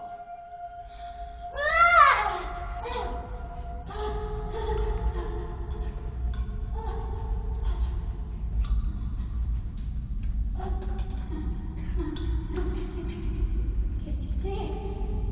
C'est toi? C'est moi? Oui. Et où est Amy? La voilà. C'est Amy, ça? La Amy que tu connaissais avant n'existe plus. Mais qu'est-ce que c'est? C'est toi? C'est moi? Oui. Et l'enfer alors? Tu l'as traversé. Aussi vite? 32 ans et 4 mois. J'ai 32 ans et 4 mois! Tu l'as traversé. Et qu'est-ce que je fais maintenant? Maintenant, tu vas commencer à vivre vraiment. Et ça commence quand? C'est déjà commencé. Et qu'est-ce que je fais maintenant? Maintenant, je veux te prendre dans mes bras. Je veux. Excuse-moi, mais t'es qui toi? Je suis simplement l'univers. Et je veux te prendre dans mes bras. Viens là. Voilà. Oh mon Dieu. J'ai jamais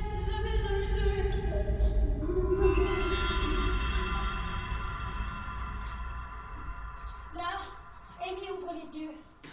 Elle est couchée sur un lit d'hôpital dans l'unité de soins intensifs. Les fils et des capteurs sont attachés à son corps et elle porte un masque à oxygène sur son visage. Amy ouvre les yeux et ressent une douleur. Amy regarde le plafond. Des larmes coulent sur ses joues. Elle a mal. Et pour la première fois de sa vie, elle sent qu'elle est vivante. Là, Charlie se dirige vers Berlin-Ouest. Il est assis sur la banquette arrière du taxi et il regarde par la fenêtre. Berlin. Charlie essaie de comprendre en quoi Berlin est différent de New York. La première chose à laquelle il pense, ce sont les gratte-ciels.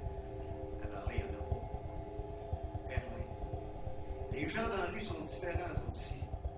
Mais la différence essentielle n'est pas là. Charlie comprend que la différence se trouve en lui-même. 1, 2, 3, 4, 5! Monica ouvre les yeux, elle est de retour de son trip d'héroïne. Monica est allongée sur le sol d'un hôtel minable à Harlem. Des larmes coulent sur ses joues, elle a la nausée et sa tête éclate tant elle a mal. Mais elle se sent heureuse. Pour la première fois depuis beaucoup d'années, elle se sent heureuse. Hey, je pense que je suis en vie. Murmure Monica et elle pleure. Ah, je pense que je suis en vie. Murmure Monica et elle sourit. Ah, je suis vivante. Murmure Monica et elle pleure. Hey, je suis vivante. Murmure Monica et elle pleure. Hey, je suis vivante. Je suis vivant! Et dans une vieille forêt, pleine d'arbres sombres et puissants, une volée d'oiseaux éclate dans le ciel et se dirige vers la lune. Leurs sombres silhouettes glissent sur la voûte céleste, éclairées par la lumière lunaire, argentée. Un premier oiseau atteint la lune et devient aussi argenté que la lune elle-même. Un deuxième oiseau atteint la lune et devient aussi argenté. Le dernier de tous les oiseaux atteint la lune et devient... Ah! Et soudain, Monica grandit. Elle sent que ça vient tout juste d'arriver. Monica a 35 ans et... Ah, pour la première fois de sa vie, elle sent clairement que son enfance appartient au passé. Maintenant, elle est véritablement une femme adulte qui a réussi à acquérir l'estime d'elle-même. Monica a 35 ans, et pour la première fois de sa vie, elle atteint la lune et devient aussi argentée que la lune elle-même. Arrêtez-vous au restaurant de poisson, s'il vous plaît. Charlie sort du taxi. Il a une soudaine envie de poisson et de vin blanc. Le poisson a mordu à l'hameçon, Charlie. Le poisson! Quel poisson! Le poisson, c'est toi, Charlie.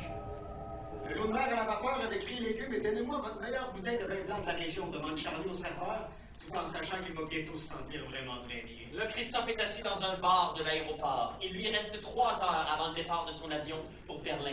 Christophe boit sa 4e bière, ferme les yeux et s'endort. Est-ce que tu connais Monica, Christophe? Non. C'est qui? Tu dois communiquer avec elle. Mais c'est qui? Tu verras bien quand tu communiqueras avec elle. Et comment communiquer avec elle? 9, 1, 7, 7, 9, 3, 4, 3, 2, 1, c'est son numéro. Et pour lui dire quoi? Dis-lui que maintenant, vous avez vraiment besoin l'un de l'autre. Ok. Et c'est qui, Monica? C'est la femme qui pourra extirper le serpent noir de toi. Là, Monica se rend à sa banque pour débloquer son compte et obtenir une carte provisoire. Là, Charlie est en train de déjeuner dans le restaurant de poisson de Berlin-Ouest. Il se sent vraiment de mieux en mieux, comme s'il avait enfin trouvé ce qui lui manquait, de l'air. Il ne pouvait plus respirer là, dans la ville où il est né. Il était comme un enfant qui n'arrivait pas à sortir de l'utérus de sa mère. Pendant 35 ans, Charlie a vécu dans l'utérus de sa mère, qui s'appelle New York. Dans le ventre de sa mère, qui s'appelle « Je travaille toute la semaine pour pouvoir me reposer, boire des bières avec mes amis le week-end. » Voilà. Charlie mange du poisson accompagné d'un excellent vin blanc. C'est une change partie de New York. Mange Charlie. Un grand merci aux parents de Monica pour leur argent.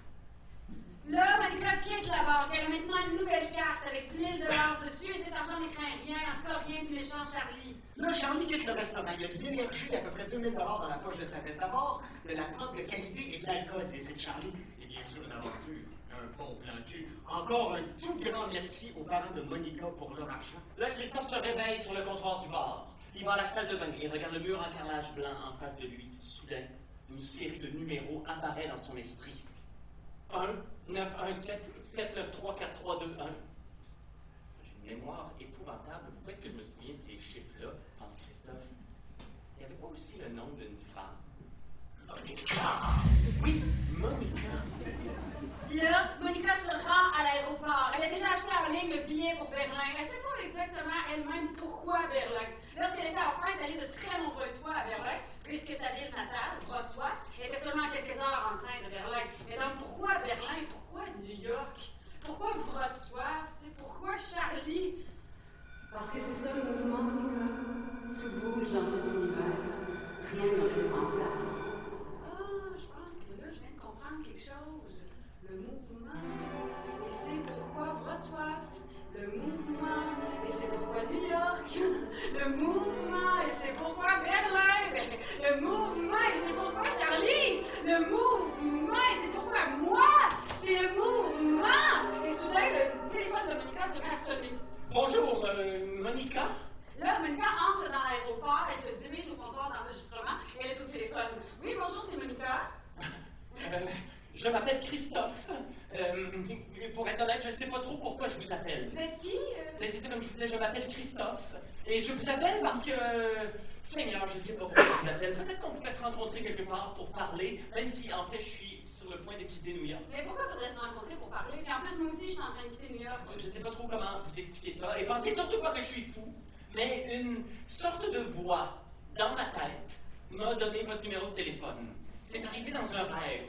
Comme si c'était l'univers qui me parlait. Vous voyez, oh mon Dieu, j'imagine ce que vous pensez de moi. Mais je vous jure que je suis pas fou. C'est juste que votre numéro de téléphone m'est apparu dans un rêve et que la voix m'a dit que je devais vous rencontrer. Je sais que ça a l'air vraiment stupide et que tout ça ressemble à une arnaque magistrale. Pardonnez-moi, Monica, j'arrête de vous embêter, je vous laisse. Attendez, je suis prête à vous rencontrer. Vraiment? Ouais, le problème, c'est que je suis en train de quitter New York. Mais moi aussi, je suis en train de quitter New Et York. je suis déjà à l'aéroport. Je suis à l'aéroport, moi aussi, Monica. Attendez un instant, à quel aéroport êtes-vous? De JFK? Où allez-vous, Monica? À Berlin. Le vol numéro 2819? Ouais! Monica, il y a un serpent noir qui vit en moi et le seul est capable de l'extirper de moi! Là, Charlie est assis sur le lit de sa chambre d'hôtel, ses sous-vêtements baissés. Devant lui, une prostituée à genoux, elle lui fait une pipe.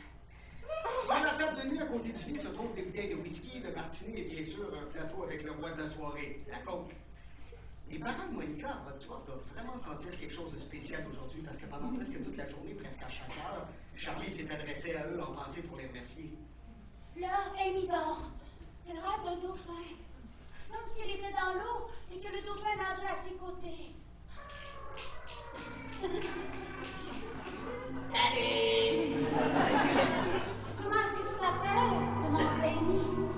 Les dauphins n'ont pas de nom! Répond le dauphin.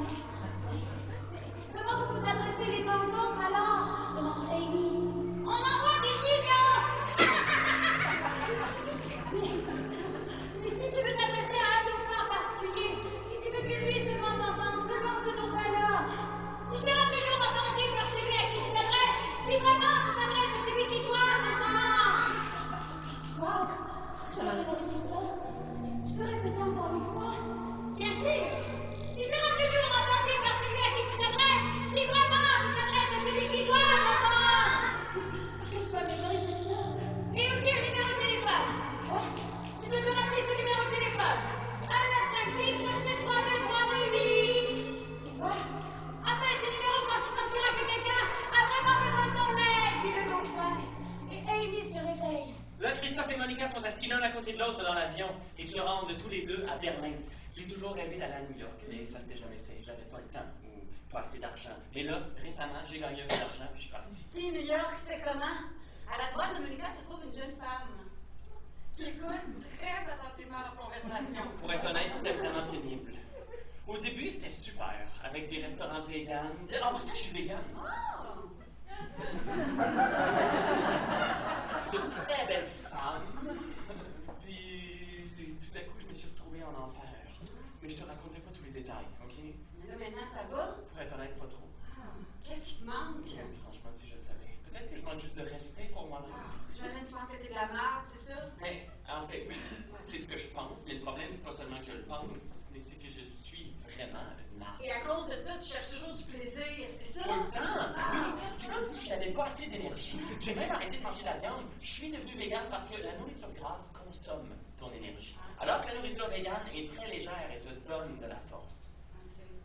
Et à chaque fois que tu obtiens du plaisir, là, tu réalises que c'est pas exactement ça que tu cherchais, c'est ça? Je veux toujours quelque chose de plus, quelque chose de plus grand, quelque chose de réel. Ce qui me manque, c'est le plaisir. Je manque du vrai, du véritable plaisir, de la satisfaction totale. Ce qui me manque, c'est de la totalité. Ce qui me manque, c'est une sorte d'intégrité. Ce qui me manque, c'est une réalité authentique. Tout est comme dans un rêve, comme dans un cocon de caoutchouc, tu vois. Et là, la fille assise à droite de Monica intervient soudain dans leur conversation.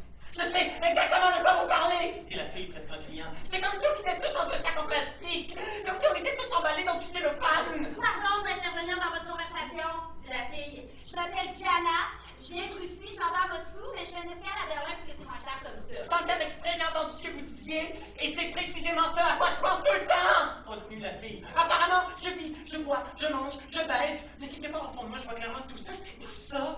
Que c'est artificiel, comme si tout autour de moi était complètement irréel. Et c'est pour ça que je veux toujours plus, encore plus et toujours plus. Comme si je me trouvais derrière une vitre que je vais briser pour respirer de l'air pur, pour goûter la vraie vie. Vous savez ce que je veux dire, non? Et si tu essayais de t'autoriser, dit Monica à Christophe, Autoriser quoi? Christophe ne comprend pas encore. tout, Qu'est-ce que ça veut dire, c'est tout? tout, ça veut dire absolument tout. Tu prends ton courage à deux mains et à l'intérieur de toi, tu t'autorises absolument tout. Et même ce qui fait vraiment peur. Tout. Vraiment tout. Tout ce que tu veux, là.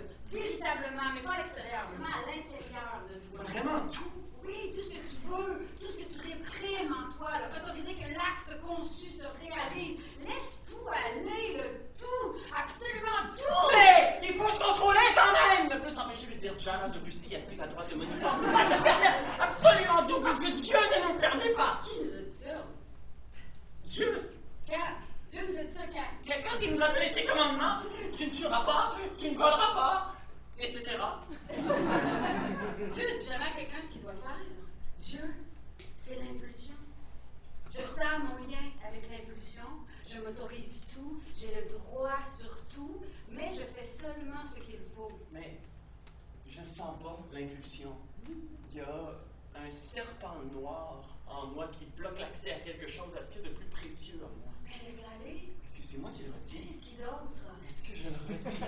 C'est nous-mêmes qui retenons tout. Mais bien sûr que c'est moi! Je retiens tout en moi et je n'arrive pas à le laisser aller! Dit soudainement Jana presque en criant. Faisons une petite sieste, ok? Je suis fatiguée, dit Monica, et elle ferme les yeux.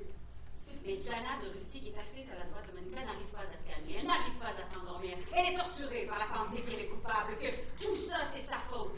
Jana prend la main de Monica et la serre contre son ventre. Et depuis le centre de la paume de Monica, s'écoule un mince faisceau bleu de lumière. Et ce faisceau bleu pénètre dans le centre du ventre de la fille. Oh. Jana ne s'en rend pas compte. Elle est assise là, les yeux fermés. Et pour la première fois de sa vie, elle éprouve un calme véritable.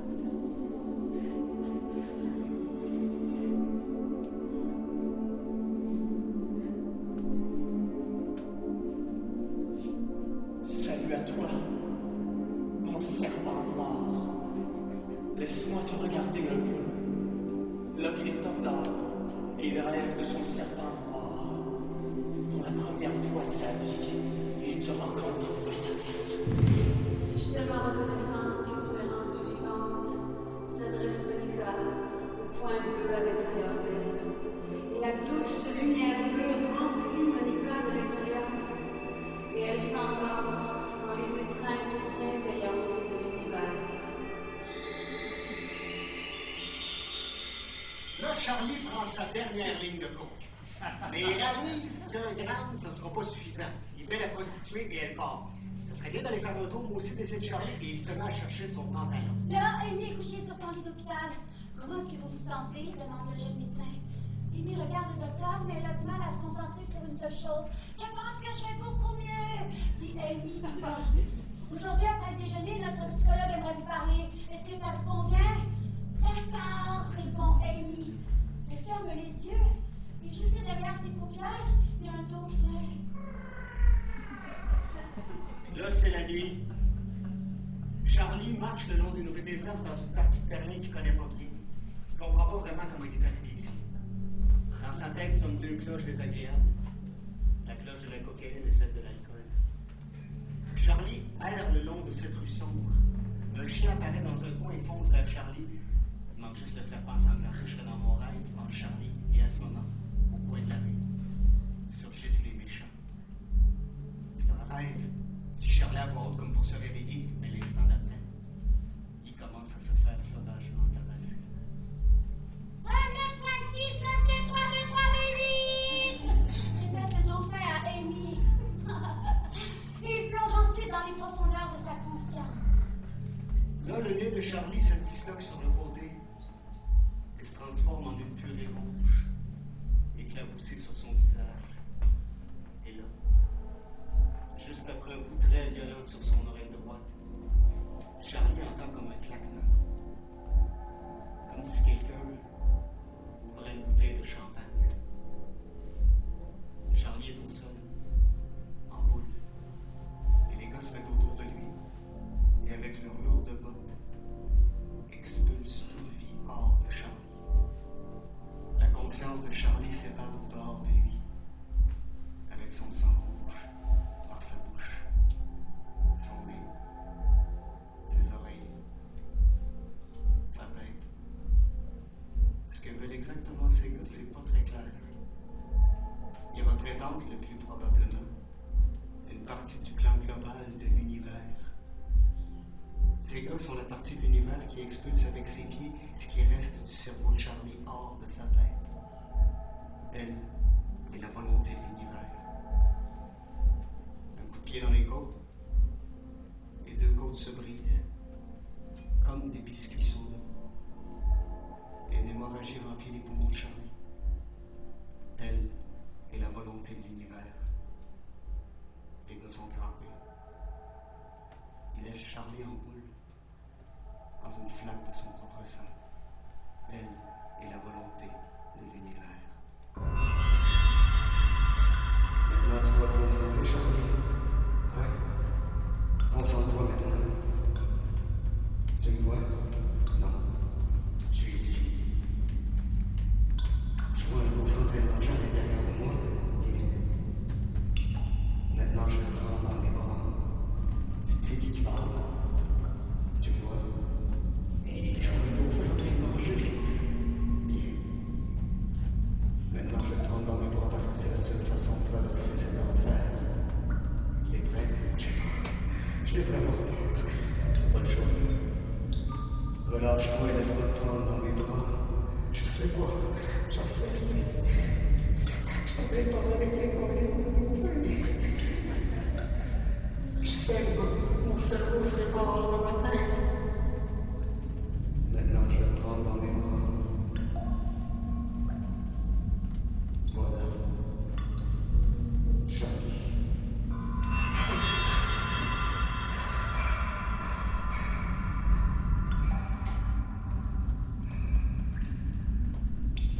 Qu'est-ce que c'est? C'est une étreinte. C'est tellement étrange. Qu'est-ce que c'est? C'est une étreinte. C'est tellement étrange. C'est tellement fort que c'est insoutenable. C'est que tu ne sais tout simplement pas ce qu'est la vraie tendresse. Charlie. Ces gars qui ont tabassé tantôt, pourquoi le dire? Parce qu'ils ne savent rien de la tendresse. Charlie. Je me sens tellement bien. Pourquoi ça m'arrive à moi?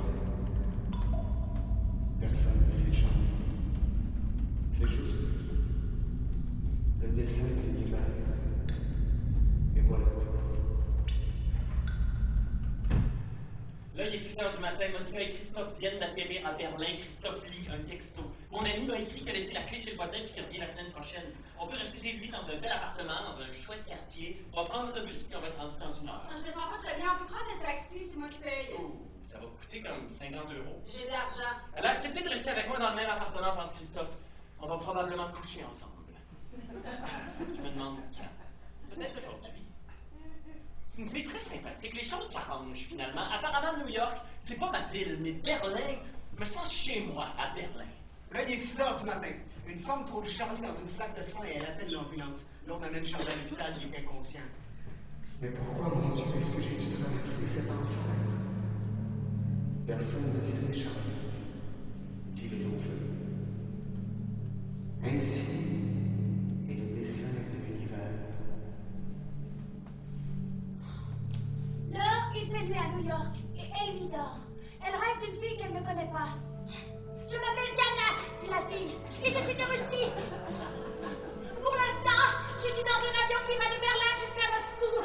Je dors et je suis en train de rêver de toi. Comment est-ce que tu t'appelles? Je m'appelle Amy. Là, je suis en train de rêver de toi, Amy. Est-ce que c'est pas plutôt moi qui suis en train de rêver de toi, Jana? Je ne sais pas. Je pense qu'on est en train de rêver l'une de l'autre. Toi de moi et moi de toi. On est dans un seul et même rêve. Comme c'est étrange, c'est le rêve pour nous deux. Là, tu irradies tellement de tendresse, Jana. Merci pour ta tendresse. Et merci pour ce rêve, Amy. Je te souhaite un bon vol, Jana.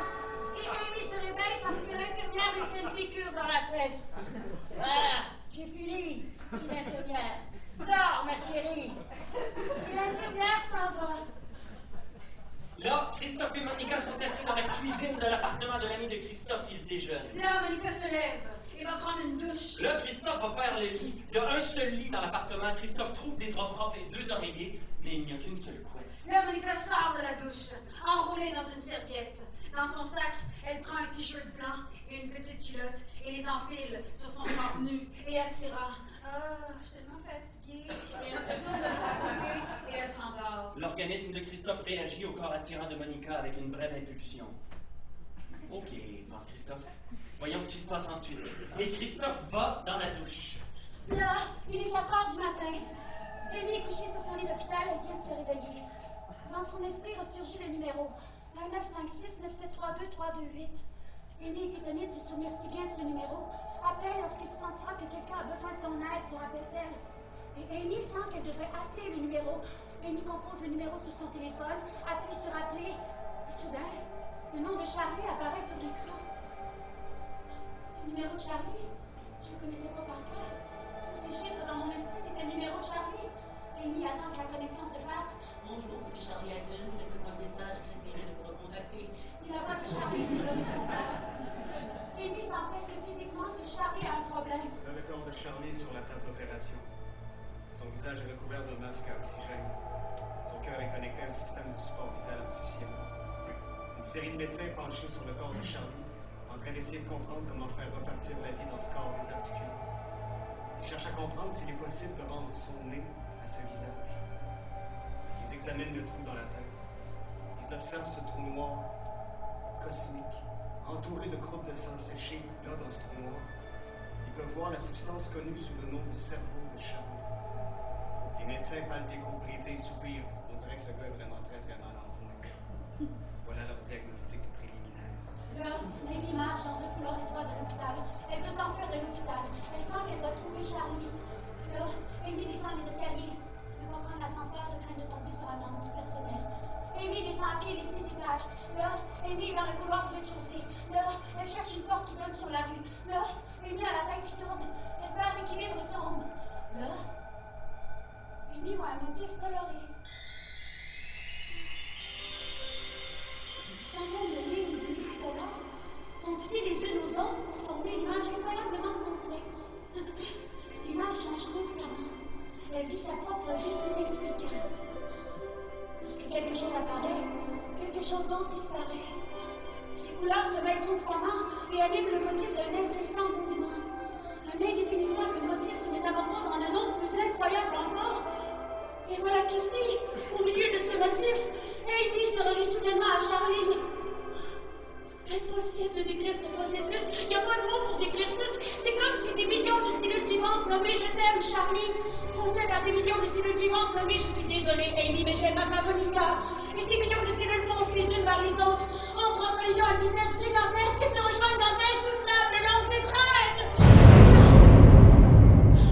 Les cellules « Je t'aime, Charlie » sans la cellule « Je suis désolée, Amy, mais j'aime ma Monica » dans d'insoutenables langues étreintes.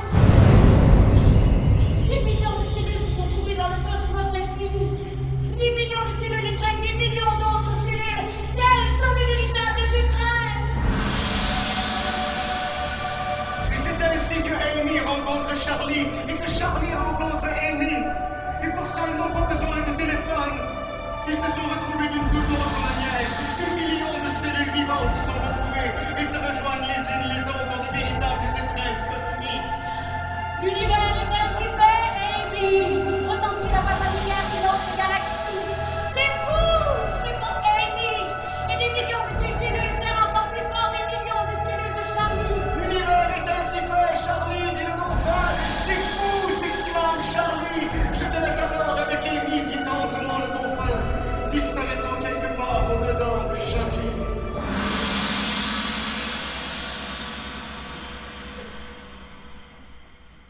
Là, Monica dort, et dans son sommeil, elle sent la main d'un homme en train de lui caresser le corps. Là, elle se trouve dans les bras de Christophe.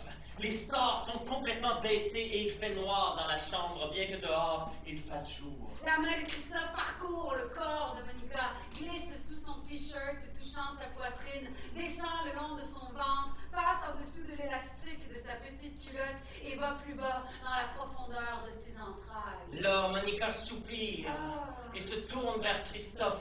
Dans l'obscurité, Christophe voit clairement ses yeux en train de briller.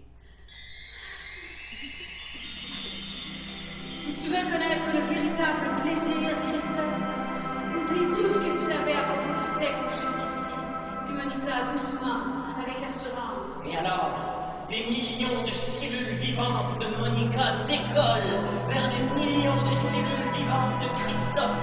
Monica s'approche de plus en plus près de Christophe. Les cellules de Monica pénètrent en Christophe de plus en plus profondément. Christophe se couche au-dessus de Monica et lui écarte les jambes. Non! Ton sexe ne peut pas entrer en moi maintenant parce que j'ai avorté il y a quelques jours. Je ne peux pas faire ça maintenant. Christophe s'arrête. Pas besoin d'arrêter ton mouvement, Christophe. Le sexe est le meilleur moyen de se connaître l'un l'autre. Pénètre-moi avec tout ton être, pas avec ton sexe. Et ne t'arrête pas. Et Monica comme elle, une étreinte.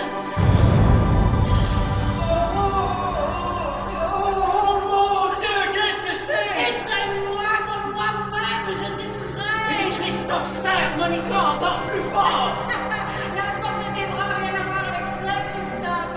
Étreins-moi là où je t'étreins. Il saute. Juste ici, encore plus fort. Et Monica serre l'âme de Christophe contre la sienne. Comment tu fais? Qu'est-ce que c'est? C'est une étreinte.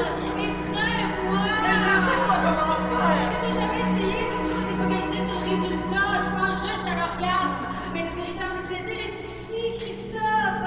Est-ce que tu le sens? Je sais presque soutenable. C'est le plaisir qui ne commence ni ne finit jamais. C'est la véritable vie, Christophe. Et à ce moment, Christophe s'effondre en sanglots. Ah, mon Dieu, qu'est-ce qui m'arrive? Ce qui arrive maintenant est l'événement le plus important de l'univers. La vie rencontre la vie. Je suis vivant, murmure Christophe, et il se met à pleurer. Je suis vivant, murmure Christophe, et il sourit. Je suis vivant, murmure Christophe, et il pleure. Je suis vivant, murmure Christophe, et il sourit. Je suis vivant, murmure Christophe, et le serpent noir se transforme en eux. Mon Dieu, je ne savais pas qu'il y avait telle tendresse en moi. Et voilà qu'à l'intérieur de Christophe, il n'y a plus de serpent noir, mais seulement un mon Dieu. Je ne savais pas qu'il y avait telle tendresse en moi. Et là, des milliers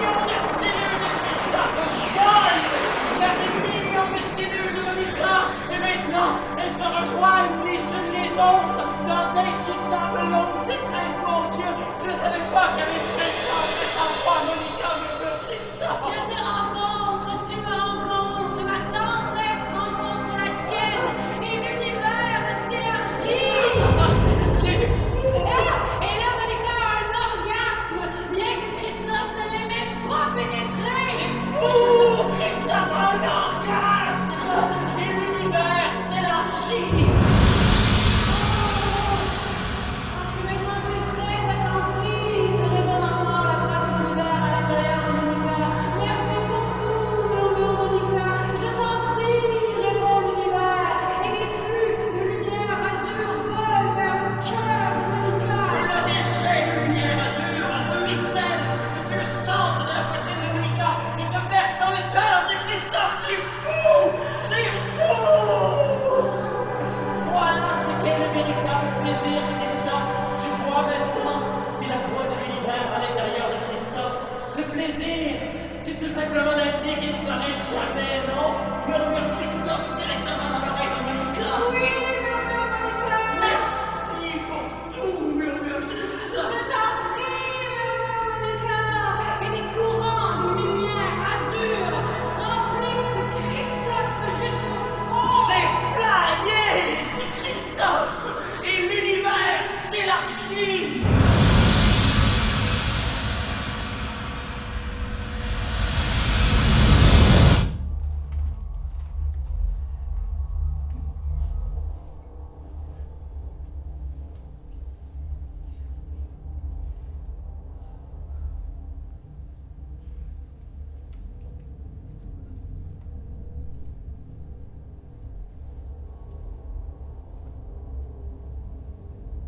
Là, Charlie ouvre les yeux. Et là, Charlie ouvre les yeux. Charlie ouvre les yeux. Amy était là, demande Charlie. Comment vous sentez-vous? Demande le médecin. Charlie ouvre les yeux, il est aux soins intensifs. Le médecin est assis à son chevet.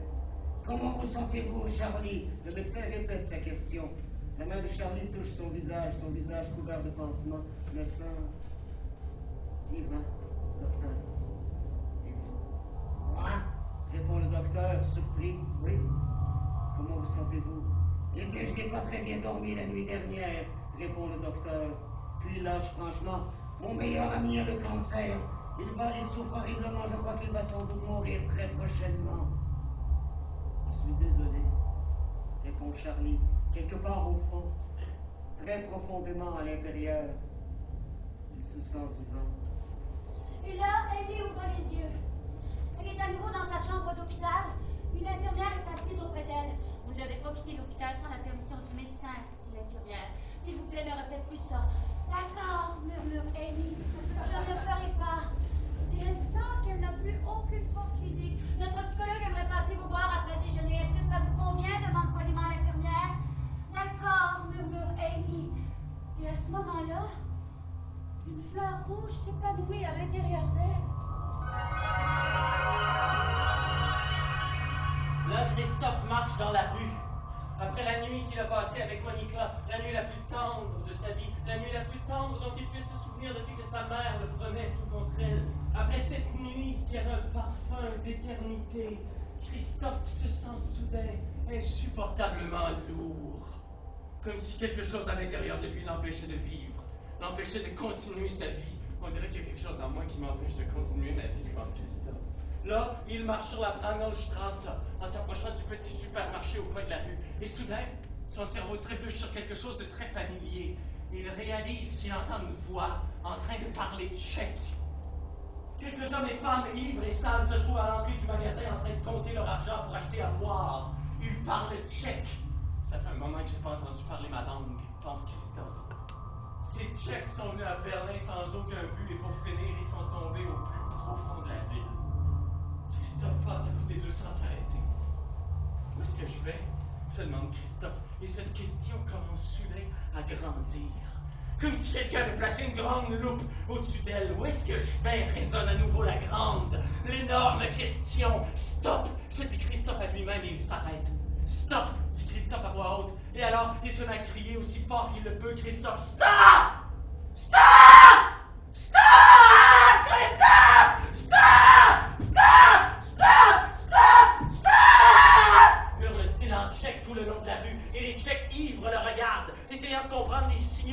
par ce compatriote un peu fêlé. Stop! Hurle Christophe tout le long de la rue. Stop! Et à l'intérieur de lui, tout s'arrête en effet. Christophe tombe lentement sur le sol, entoure sa tête de ses mains, se recroqueville et plonge dans le silence. Si tu n'as pas de but, tu vivras comme un imbécile. Sonne la voix d'un être cosmique d'une autre galaxie à l'intérieur de Christophe. Comment reconnaître mon but? Demande Christophe à l'intérieur, alors qu'à l'extérieur, il est toujours sur le sol, en train de tenir sa tête entre ses mains. Qu'est-ce que tu aimerais plus que tout au monde? Demande l'extraterrestre.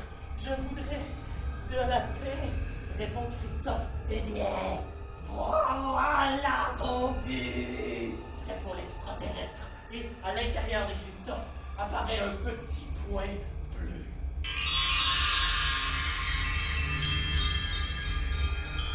Là, Monica est assise sur un banc dans un parc et pour la première fois de sa vie, elle se sent en paix. Là, Monica prend son téléphone et elle appelle. Elle appelle Charlie.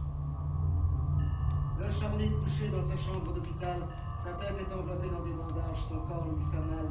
Dans sa main, Charlie tient son téléphone. La sonnerie est fermée, mais la lumière se met à clignoter. Charlie hésite à répondre car il voit que c'est Monica qui l'appelle. Réponds, Charlie, Charlie, Charlie. Vous devez vous parler, vous parler, vous parler. Il entend une voix familière à l'intérieur de lui. Vraiment, demande Charlie à la voix. Vraiment, vraiment, vraiment, répond la voix. Et avec son pouce droit, Charlie appuie sur répondre. Charlie, Il reconnaît la voix familière de Monica. Et à ce moment précis, Charlie comprend limpidement qu'il s'est marié avec Monica par amour. salut Charlie. Salut Monica. Comment tu vas? Presque bien. Tu vas bien? Je t'aime, Charlie. Et moi je t'aime, dit Charlie. Et Charlie et Monica se rencontrent dans d'insoutenables longues étreintes.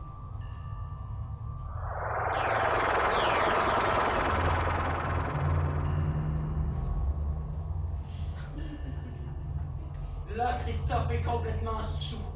Il boit de la vodka avec les tchèques au supermarché au coin de la Wrangelstrasse et de la Falkensteinstrasse. Christophe et ses compatriotes bavardent gaiement dans la même langue. Là, Christophe boit de la vodka et se libère de tout! Tout! Tout! Là, Amy sent que sa force est en train de la quitter. Elle est maintenant à l'intérieur d'une merveilleuse fleur rouge. Il semble que c'est la seule raison pour laquelle son corps soit toujours en vie. Bonjour Amy, je m'appelle Amy Biron, je suis psychologue. On peut parler? Elle entend une voix inconnue venant du monde extérieur. Ils disent que dans son monde intérieur, elle est au centre de la fleur rouge. Amy, est-ce que vous m'entendez? Appelle le monde extérieur. Amy! Il semble qu'à présent, tu ne vas plus être capable de revenir en arrière, dit la fleur rouge. On dirait que mon corps a eu assez de force pour vivre. C'est bien ça. Et Amy ouvre les yeux pour la dernière fois de sa vie. Le psychologue est assis à côté de son lit. Amy le regarde avec ses yeux plissés. Salut! Je suis à 5 minutes de devenir une fleur épanouie. Ah, là, Christophe est par terre, sous un pont. Il ne porte plus de veste, plus de chandail, plus de bottes. Et son téléphone, tout comme son portefeuille, ne se trouve plus dans ses poches. Ses compatriotes sont partis depuis un moment déjà, en emportant ses affaires. Tu es en paix maintenant, Christophe. Je suis presque en paix, oui. Parce que cette vie qui a toujours couru au-devant de moi, cette vie-là s'arrête enfin. On dirait que la vie d'un homme nommé Christophe s'achève ici. On dirait bien, oui. Dis, stop à ton cœur, Christophe. Et nous nous en irons, toi et moi. Et juste après ces mots, Christophe ouvre les yeux pour quelques secondes. Il est par terre, le pont gris au-dessus de lui. Christophe sent un train qui passe sur le pont parce que le pont et le sol autour de lui sont en train de trembler. Stop, dit Christophe. Et le train s'arrête au milieu du pont. Stop. Et son cœur s'arrête au milieu du pont. Stop! Et ces 35 ans de souffrance inexplicable s'achèvent. Il ne reste que la neige lente, et le maudit infini. Et le pont s'arrête au milieu du pont. Et le pont s'arrête au milieu du pont. Et le pont s'arrête au milieu du pont.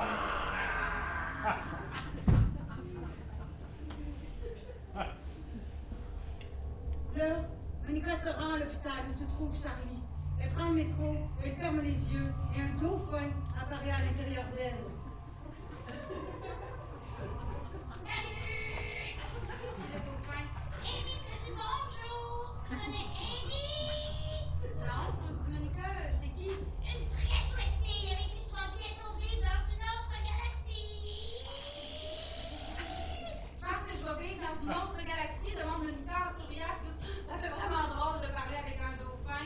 Ne veux-tu pas te trouver dans un endroit où les êtres vivants vivent d'une manière complètement, véritablement différente? De quelle manière, demande Monica. En se comprenant mutuellement d'une manière absolue!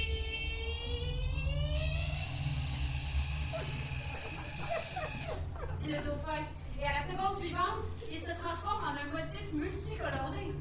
Puis, il devient un oiseau noir qui atteint la lune argentée.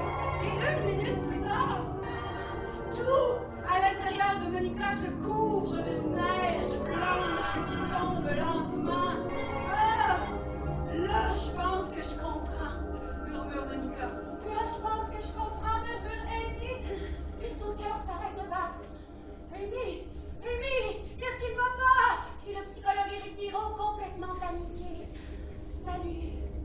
Amy prononce son dernier mot. Il commence à s'en aller dans le point bleu, vers le centre de son cœur qui a arrêté de battre. Amy! Amy!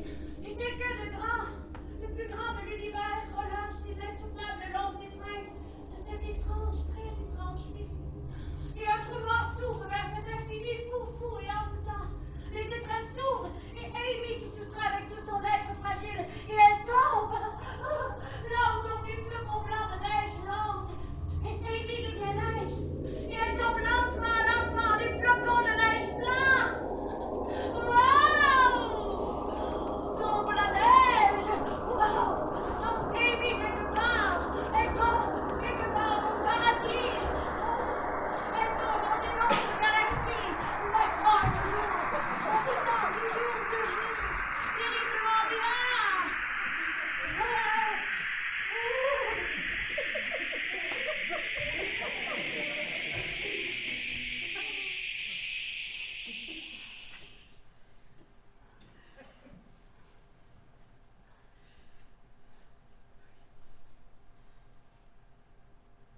Là, le temps passe. Quelques minutes, 2 heures, 3 heures, 5, des secondes et des heures, des secondes et des heures, 8 heures, 9 heures. Charlie ouvre les yeux et Monica se tient à côté de son lit, elle est venue le chercher. Là, Monica et Charlie quittent l'hôpital. Monica tient la main de Charlie, l'aidant à entrer dans le taxi. Sa tête est toujours enveloppée de bandages. Et là où il y avait un nez, se trouve maintenant un pansement. Là, Charlie entre dans la voiture avec difficulté. Il a toujours très mal à ses côtes cassées. Là, le taxi les conduit à un hôtel de Berlin-Ouest. Là, Charlie et Monica sont assis sur le lit de leur chambre d'hôtel. Ils se regardent l'un l'autre.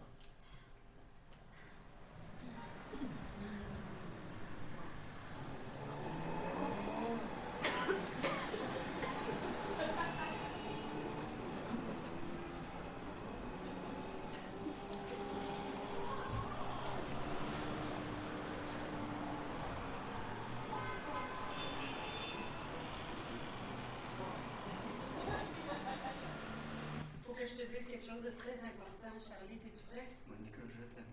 Ça n'a aucune espèce d'importance. Parce que c'est juste des mots quelconques à propos d'un amour quelconque. Un amour quelconque. Un amour quelconque qui existe peut-être, ou qui existe peut-être pas. Je pense qu'il existe, Monica. Mais peut-être pas, Charlie. Oh, mais je ressens quelque chose. Peut-être. Ou pas. Peut-être pas. Peut-être pas. Mais je fais quoi d'abord? Faut partir loin d'ici, chérie.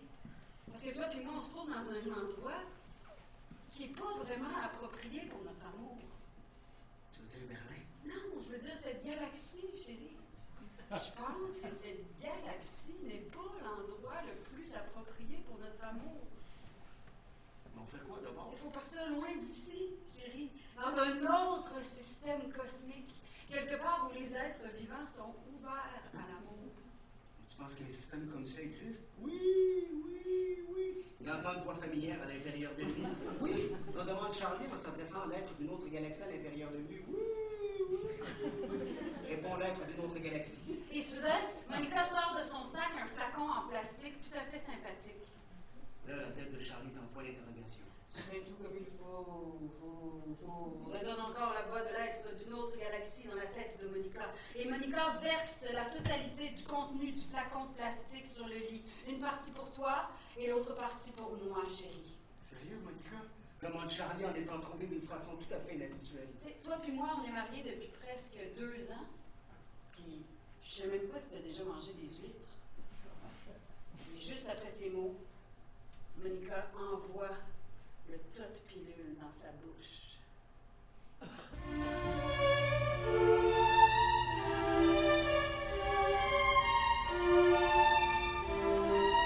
Là, la tête de Charlie est en point d'interrogation. Monica mâche les pilules. Et grimace à cause de leur goût amer. Là, Charlie rassemble le reste des pilules dans la paume de sa main. Et là, Monica marche vers la table sur laquelle il y a une bouteille d'eau. Là, Charlie regarde les pilules dans sa main. Là, Monica boit l'eau. Et tout ce qui était dans sa bouche entre très profondément à l'intérieur d'elle. Le très profondément à l'intérieur de Charlie, une musique étrange est en train de jouer. Quelques subtiles notes répètent la même mélodie encore et encore. Là, Monica va vers le lit. Elle s'allonge sur le dos et regarde le plafond. Là, Charlie écoute la musique à l'intérieur de